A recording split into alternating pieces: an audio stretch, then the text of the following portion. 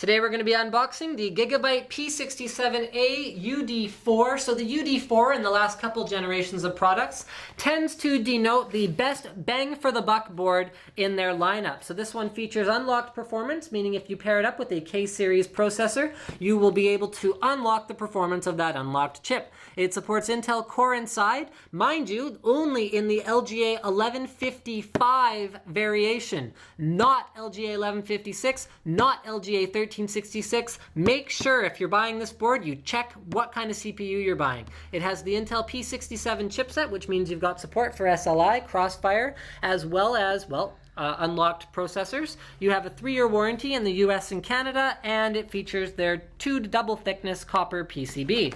Let's go ahead and move around to the back and see what else Gigabyte has to say for themselves. So benefits of their 2X copper PCB. I'll let you guys read that if you want, but I'll pull out a couple gems. It's got lower temperature overall, which increases overclocking, lower impedance, so better flow of power, all of that good stuff.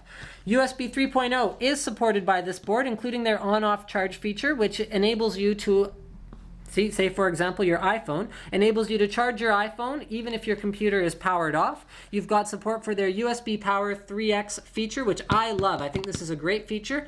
It allows you to plug in 3 times the number of peripherals to one USB port without overloading the power. So if you run a USB hub or something like that, then you can plug in more power drawing devices to a single port. You've also got support for SATA 3 6 gigabit per second, which is twice the speed of SATA 2 3 gigabit per second. All right, we've got a user's manual as well as a utility DVD, which you should not use. You should download the latest from the Gigabyte website. We've got an appropriately colored bright yellow warning in every language under the sun. Socket 1155 CPUs only. Warning. Please, please do not try to plug in an 1156 CPU. We've got a Dolby Home Theater sticker. We've got a multilingual installation guidebook, as well as a color-coded I/O shield, and 4 SATA cables, 2 right angle and 2 straight. We have an SLI bridge, no Crossfire bridge. You'll find that with your video card. And then we have the board itself. And let me say, I am the biggest fan of Gigabyte's new color scheme on their performance boards. I love it. I think this is like the best thing they've done for their boards since they made them awesome back in the 965 chipset days. So let's start with, hold on, don't zoom in. Let's take in the whole thing. Let's have the whole experience. So we've got a nice glossy finish on our CPU socket. Beautiful matte black PCB. I haven't seen anyone other than XFX use matte black PCBs, but now Gigabyte is doing it. Look at that. There's no reflection off it whatsoever. Just gorgeous. And then we've got a nice matte gray color to the MOSFET coolers as well as the chipset cooler, and almost every single connector and slot on this board is black. Look at that, black 8-pin, black RAM slots, not even color coded. I love it. Forget color coding, make it look nice. Then the only thing that is color coded is the SATA 3 6 gigabit per second port. So now let's actually look at the features of the board, because I guess that matters to some people.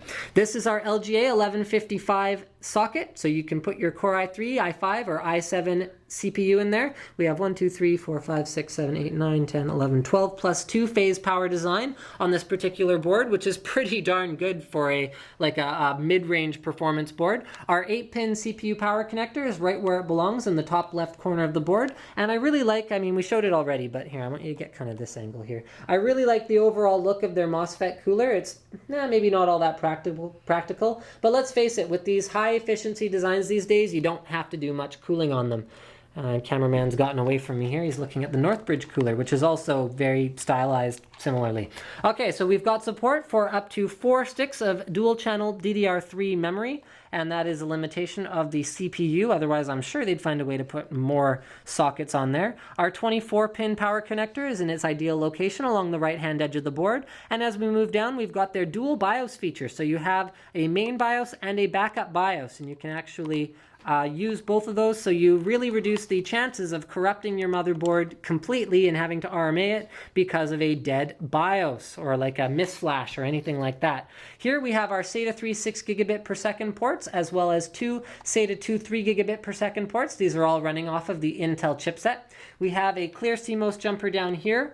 Although, yeah, that is the only place for it. Clear Cmos jumper. We do not have any onboard power switches, although if you're running your board in a case, that's usually not a concern. Here are your front panel connectors, your USB, your more USB, your more USB, and your serial port should you so require.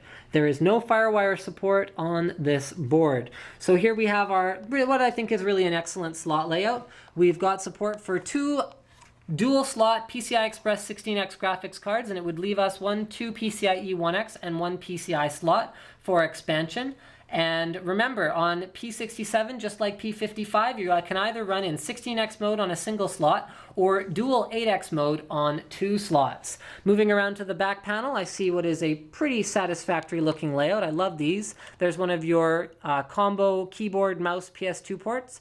You have 1, 2, 3, 4, 5, 6, 7, 8 USB 2.0 ports.